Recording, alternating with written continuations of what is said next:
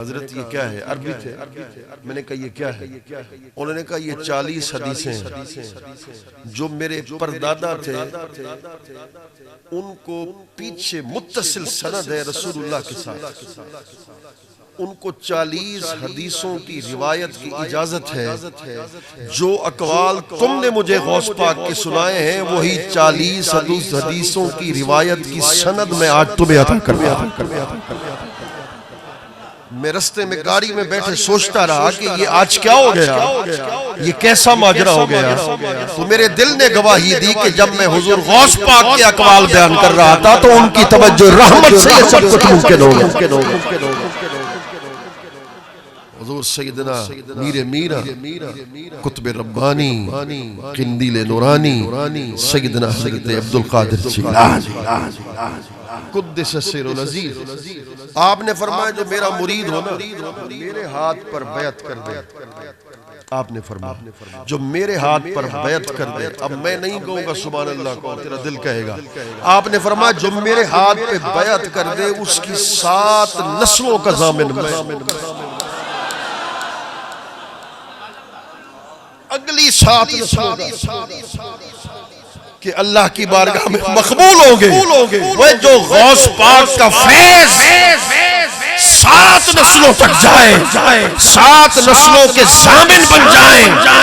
یہ تو رسول اللہ کے نائب اس زمانے کے، اس لیے کہ حضور نے خود دعویٰ کیا فرمانا نائب رسول اللہ ووارثہ فی الارض.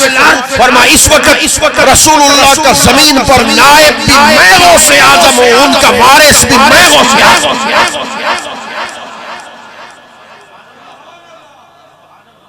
جب آپ نے یہ دعویٰ کیا قدمی حاضہی علی رکبت کل ولی اللہ، میرا قدم ہر ولی کی گردن پر ہے. اس وقت اخبار الاخیار کے اندر بھی ہے اور قلائد الجواہر کے اندر ہے. باقی سیرت نگاروں نے لکھا کہ جب حضور نے کہا نا کہ میرا قدم ہر ولی کی گردن پر ہے، اس وقت فرشتوں کی اتنی تعداد تھی کہ آسمان کے کنارے نظر نہیں آ رہے. اسی وقت رسول اللہ نے مدینہ طیبہ سے اپنا جبہ ان کی طرف بھیجا، غوث پاک کی طرف اپنا جبہ ان کی طرف بھیجا. حضور غوث پاک نے رسول اللہ کے جبہ مبارک جب پہنچا تو حضور غوث پاک نے فرمایا قدمی حاضہی علی رکبت کل ولی اللہ، میرا قدم ہر ولی کی گردن پر ہے. اس وقت سب ولیوں نے اپنی گردنوں کو جھکایا اور میرا پیران پیر وہ چلا کاٹ رہے تھے. حضور خواجہ غریب نواز ایک غار کے اندر جب ہواؤں نے ان تک پیغام پہنچایا، میرے پیران جھکا کے کہا بل علی عینی و راسی، آپ کا قدم خواجہ غریب نواز کے سر پر بھی ہے، آپ کا قدم خواجہ غریب نواز کی آنکھوں پر.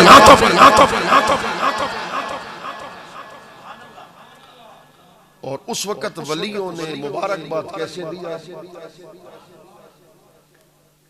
علامہ وقار صاحب کیسے دی، یہ بھی سنتے جا.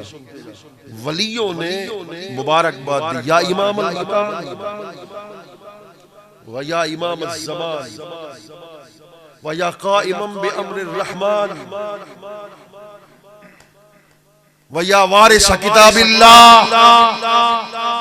و یا نائب رسول اللہ. اللہ اکبر. اس وقت ولیوں نے ان الفاظ کے ساتھ مبارک دی، اے زمانے کا امام، اے اللہ کے حکم کو قائم کرنے والے، اے رسول اللہ کے نائب، اے اللہ کی کتاب کے وارث، آپ کو آج مبارک ہو کہ آپ کا قدم قیامت تک ہر ولی کی گردن پر آ چکا.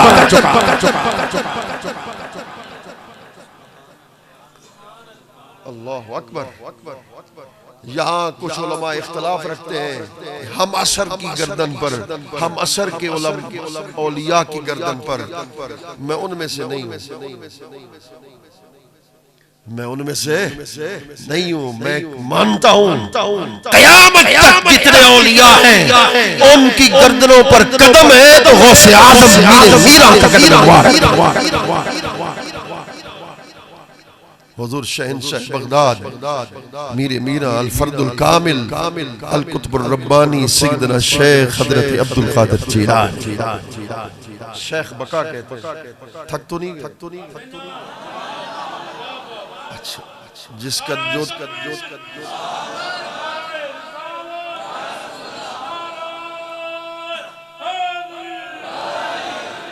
شیخ بقا فرماتے ہیں میں حضور کے ساتھ تھا. آپ نے ہمیں حکم دیا کہ آج امام احمد بن حنبل کی مزار پہ جانا ہے. امام احمد بن حنبل کی مزار پہ جانا ہے.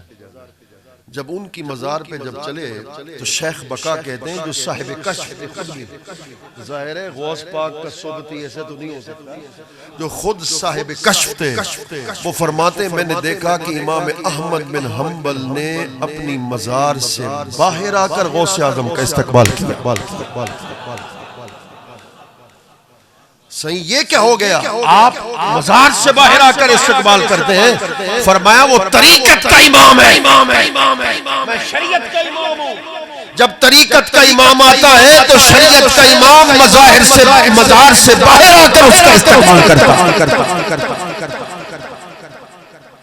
حضور غوث اعظم میرا الفرد الکامل القطب الربانی سیدنا شیخ حضرت عبدالقادر جیلانی ان کا مقام اور ان کا مرتبہ وراء الوراء کہ جنہیں براہ راست بارگاہ رسالت مآب سے بھی فیض ملا اور جنہیں براہ راست بارگاہ مرتضیٰ سے بھی فیض ملا. اللہ اکبر. تقریر کے اختتام کی طرف بڑھتے ہیں. حضور سیدنا شیخ عبدالقادر جیلانی قطب ربانی قندیل نورانی ان کے کئی مناقب اور فضائل میں سے ایک فضیلت یہ بھی ہے جو آپ کی خدمت میں عرض کر رہا ہوں. بدقسمتی سے ہمارے مسلک کو کچھ لوگوں نے دو حصوں میں تقسیم کر دیا. ایک دفاع صحابہ کے نام پر اہل بیت کی توہین کر رہے ہیں. ایک دفاع اہل بیت کے نام پر صحابہ کی توہین کر رہے ہیں. ہمارا ان دونوں سے تعلق نہیں. ہم سنی ہیں. ہم کیا ہے نہ خارجی ہیں نہ نافذی ہیں نہ ناسبی ہیں نہ رافضی ہیں.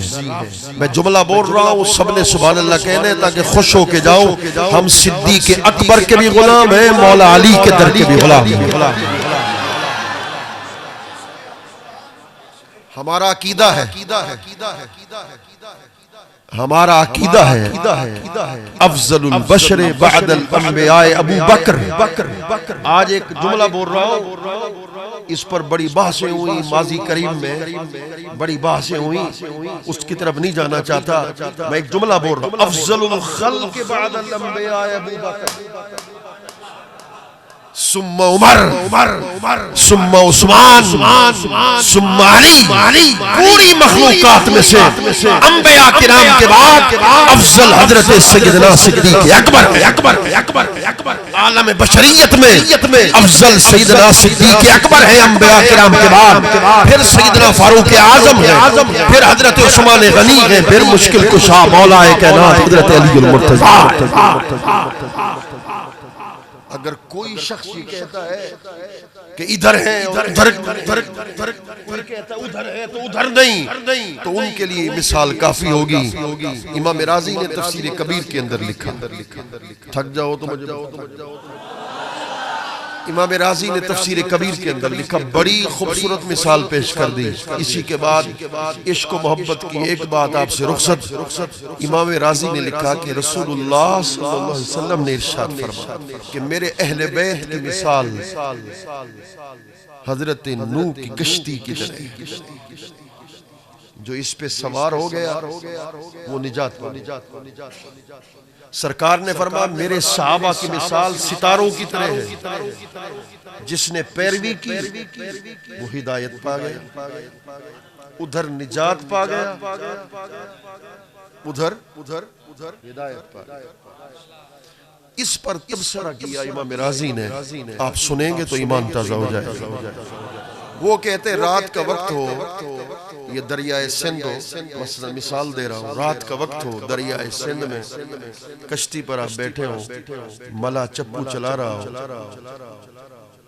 تو اس کشتی کا انتخاب کرے عیب سے پاک ہو، ہر نقص سے پاک ہو۔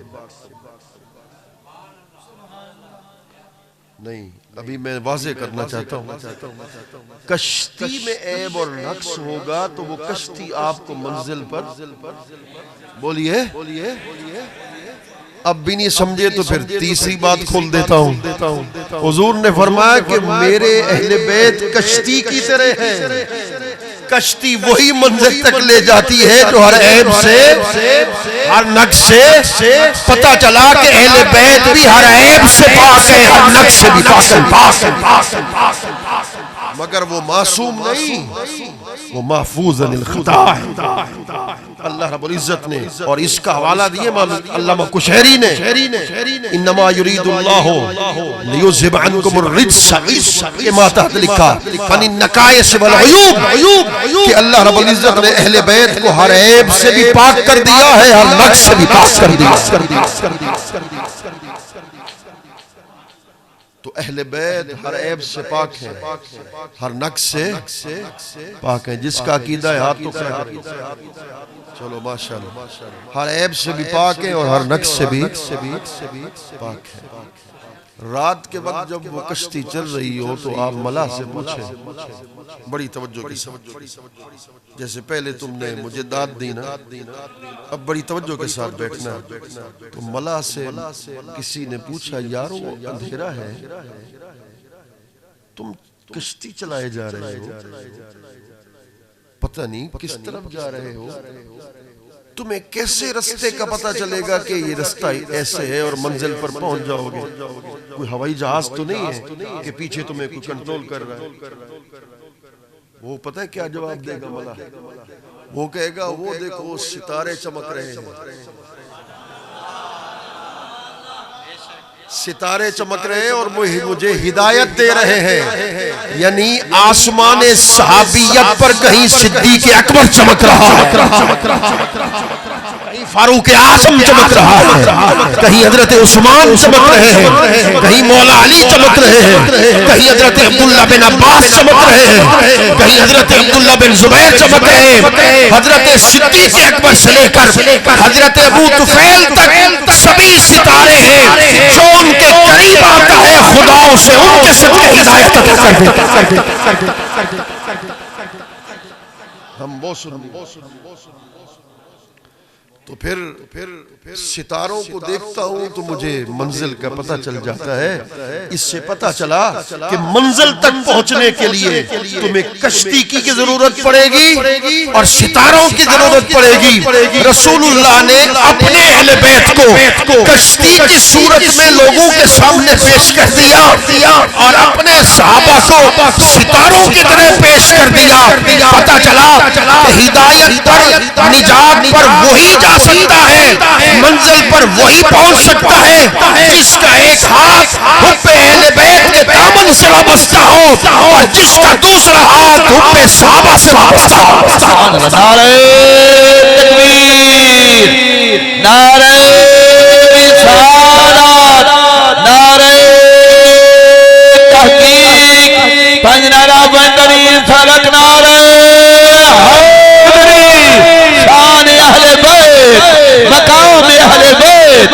میں نے آخری بات کر دیتا ہوں، میں نے اپنے بابا سے سنا، ان کی کئی نشستیں ہوئی حضرت پیر صاحب دیول شریف رحمت اللہ تعالیٰ علیہ کے ساتھ۔ انہوں نے مجھے خود کہا، مجھ سے خود فرمایا بابو اللہ رب العزت نے ان کو علم لدنی سے مرصع کر رکھا، وہ ظاہری طور پر کسی سے پڑے ہوئے نہیں تھے، لیکن علماء بھی ان کے کلام کو مشکل سے سمجھ پاتے۔ اللہ رب العزت نے اس قدر ان کو علم سے، اور یاد رکھ لینا اللہ کا کوئی ولی ایسا نہیں جو ان پڑھ ہو، ہمیشہ عالم ہوتا درست العلم حتی صرت قطبہ، اور میں علم پڑھتے پڑھتے مقام قطبیت پر میں پہنچا۔ چاہے خدا اسے علم ظاہری سے نوازے، چاہے خدا اسے علم باطنی سے نوازے، چاہے خدا اسے علم لدنی سے مارا مال کر دے، تو حضور حضرت پیر دیول شریف رحمت اللہ تعالی علیہ، اللہ رب العزت نے ان کو علم لدنی سے مرصع، اور انہوں نے دعویٰ کیا تھا، انہوں نے ایک دعویٰ کیا تھا، ان کا دعویٰ آپ کے سامنے پیش کر دیتا۔ انہوں نے فرمایا مجھے ایک بار نہیں کئی بار حضرت خواجہ خضر علیہ السلام سے ملاقات کا شرف مل گیا۔ حضرت پیر بڑے پیر صاحب کی دعویٰ فرمایا تھا مجھے ایک بار نہیں کئی بار حضرت خواجہ خضر علیہ السلام سے ملاقات کا شرف مجھے مل گیا۔ دعا کرو کہ اللہ رب العزت اولیاء اور کاملین کی ہمیں معرفت نصیب فرمائے۔ مجھ سے نوجوان پوچھتے ہیں سوال اور جواب اور آپ سے رخصت، مجھ سے کئی نوجوان آ کے پوچھتے ہیں حضرت یہ ولی ہمیں نظر نہیں آتے۔ میں کہتا ہوں کہ یہ جو ولی کے بارے میں تم کہتے ہو اس سے کیا مراد ہے؟ کہتے ہیں کرامت والے، کرامت والے نظر نہیں آتے۔ میں انہیں جواب دیتا ہوں ضروری نہیں ہے کہ اللہ کا ولی کرامت دکھائے۔ اللہ کا ولی مستور ہوتا ہے فتنہ کے زمانے میں، محجوب رہتا ہے فتنہ کے زمانے میں۔ غالباً حضرت بایزید بسطامی رحمت اللہ تعالی علیہ، غالباً ایک شخص ان کی خدمت میں حاضر ہوا، اس نے کہا کرامت دیکھوں گا تو مرید ہو جاؤں گا۔ 40 دن تک آپ کی صحبت میں رہا، کوئی کرامت کو آپ نے ظاہر نہیں کیا۔ جب کسی کرامت کو آپ نے ظاہر نہیں کیا تو وہ بیگ اٹھا کے جانے لگا۔ آپ نے فرمایا اس کو بلاؤ، بلایا گیا، فرمایا کہاں جا رہے ہیں؟ حضور کرامت تو دیکھی کوئی نہیں۔ فرمایا 40 دن تک تم نے ایک کام بھی میرا شریعت کے خلاف دیکھا؟ ایک کام بھی میرا شریعت کے خلاف دیکھا؟ اس نے کہا نہیں، یہ میں گواہی دیتا ہوں 40 دن میں نے ایک کام بھی شریعت کے خلاف۔ فرمایا کرامت اور کس کو کہتے ہیں؟ اللہ کے ولی آج تک ہیں۔ مولانا کوئی دلیل تو دو قرآن سے، آج بھی اللہ کے ولی ہیں۔ نے کہا قرآن نے کہا کونوا مع الصادقین، اللہ نے کہا سچوں کے ساتھ ہو جاؤ۔ توجہ ہے میرا اسے آخری جملہ ہے جو سن لو، اللہ نے کہا سچوں کے ساتھ ہو جاؤ۔ بھئی قرآن کا یہ فیصلہ قیامت تک کے لیے ہے۔ اللہ نے جو فرمایا سچوں کی صحبت کو حاصل کرو، سچوں کی سنگت کو حاصل کرو، اس کا مطلب ہے سچے بھی قیامت تک رہیں گے، سچوں کی سنگت بھی قیامت تک جاری ہے۔ اللہ رب العزت اس آستانہ عالیہ کو تا قیامت آباد فرمائے اور اس کا فیضان تا قیامت جائے ساری فرمائے، اور اللہ رب العزت ہم سب کو اولیاء اور کاملین کی معرفت نصیب فرمائے۔ حضرت پیر صاحب کا سائے رحمت تا دیر سلامت فرمائے۔ وما علینا الا البلاغ۔ تمامی حضرات